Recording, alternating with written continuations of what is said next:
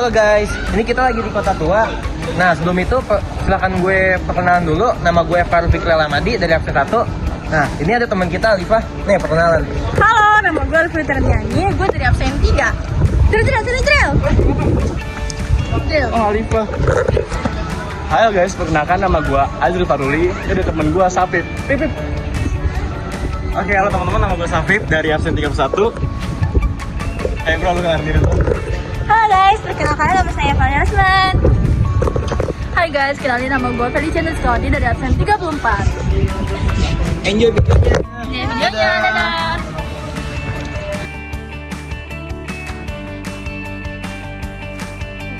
Kali Besar dulunya memiliki sebutan The Growth River atau Sungai Besar atau juga The Growth Canal, yaitu Kanal Besar. Memang telah ada sejak abad ke-17 yakni pada 1630 sampai 1631. Di sana aliran kali yang besar dijadikan tempat jalur perahu-perahu yang membawa rempah-rempah menuju pelabuhan Sunda Kelapa. Wajar saja kawasan ini menjadi rebutan karena komunitas rempah di Batavia waktu itu dikuras kemudian dijual ke seluruh pelosok di dunia. Untuk membatasi perperangan, maka dibangunlah sebuah jembatan merah yang sekarang dikenal dengan Jembatan Kota Intan. Untuk menjadi benteng pertahanan sekutu Inggris yang berseberangan langsung dengan Belanda, jembatan kayu itu hingga kini masih terlihat kokoh dan ketika perahu hendak lewat, jembatan itu kemudian dinaikkan.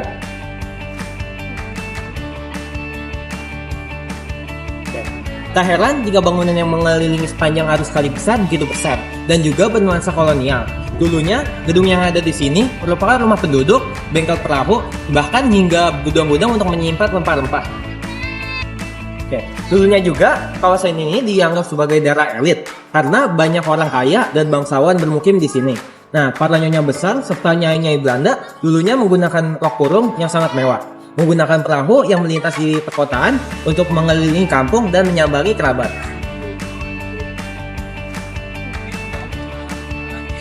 Kali Besar ini dulunya dideskripsikan sangat rapi, tertata, dan juga bersih.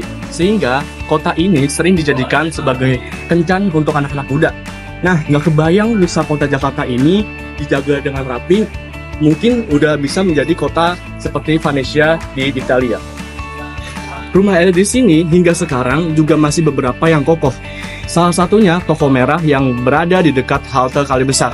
Bangunan ini dulunya punya petinggi Belanda, kemudian dijadikan tempat berjualan oleh warga Cina, Oi Liao Kong sejak abad ke-19.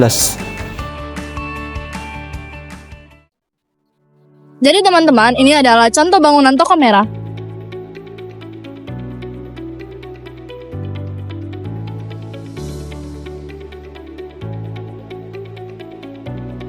Belasan kali berganti pemilik, keberadaan Toko Merah menggambarkan dinamika bisnis di kawasan Batavia. Letaknya memang strategis, dekat dengan pusat pemerintahan atau Stadhuis di tepi De Grote Rivier, Kali Besar, yang merupakan orang nadi lalu lintas air.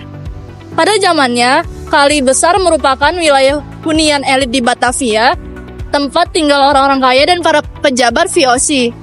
Aslinya adalah rumah tinggal yang dibangun Gustav Wilhelm Baron van Imhoff, kemudian Gubernur Jenderal tahun 1730 saat masih menjabat Oberkopman VOC.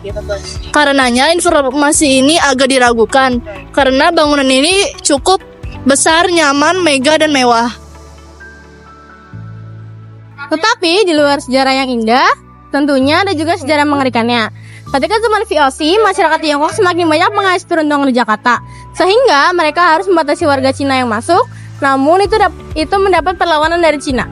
Alhasil, para tentara Belanda diperintahkan untuk membunuh dan membantai etnis Tionghoa saat itu. Toko Merah ini menjadi tempat pembantaian, pemerkosaan, dan penyiksaan pada etnis Tionghoa. Begitu pilu dan kejam sejarah yang terjadi ratusan tahun ini. Sekarang, bangunan sudah dilakukan pemugaran yang membuatnya lebih modern dan ciamik untuk diabadikan.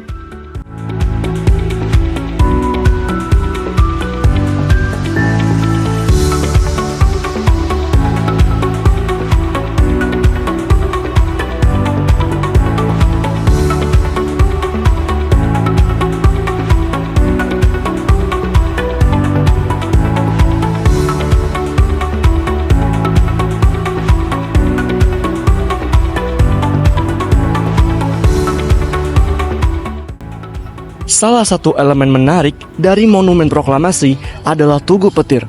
Tugu Petir ini berdiri di tengah-tengah area monumen dan menjadi salah satu daya tarik bagi para pengunjung.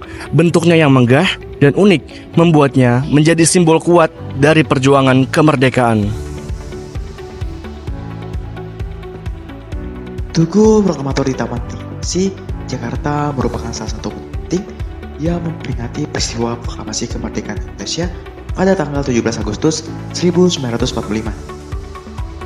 Tugu ini terletak di bekas Rumah Soekarno di Jalan Pegangsaan Timur nomor 56, tempat naskah proklamasi dibacakan oleh Soekarno dan didampingi oleh Muhammad Hatta.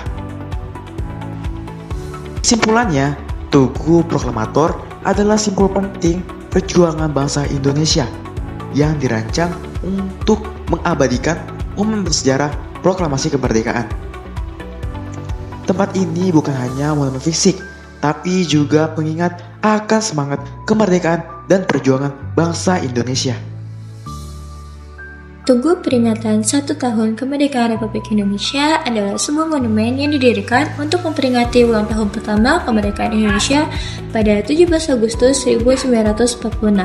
Monumen ini memiliki nilai sejarah karena menjadi simbol semangat perjuangan rakyat Indonesia dalam mempertahankan kemerdekaan, terutama di tengah situasi revolusi fisik melawan penjajah yang kembali datang. Tugu peringatan 1 tahun kemerdekaan bermakna sebagai simbol solidaritas rakyat Indonesia dalam merayakan dan mempertahankan kemerdekaan di masa sulit.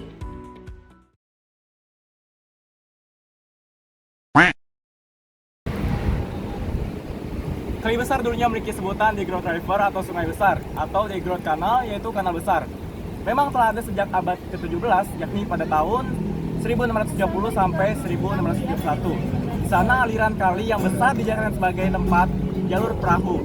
Perahu yang membawa rempah-rempah menuju pelabuhan Sunda Kelapa.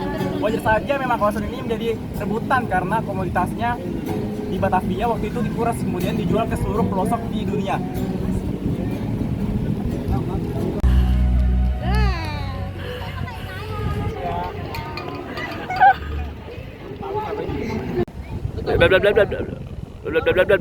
Jadi kita ada di Taman Proklamasi. Itu ada 2 anomali. Yang satu anomali jahat, yang satu anomali gila, yang satu lagi anomali bucin. Dia kayak lagi sama. Lu tau gak? Wah, lu jauh-jauh. Jangan bunuh diri, weh.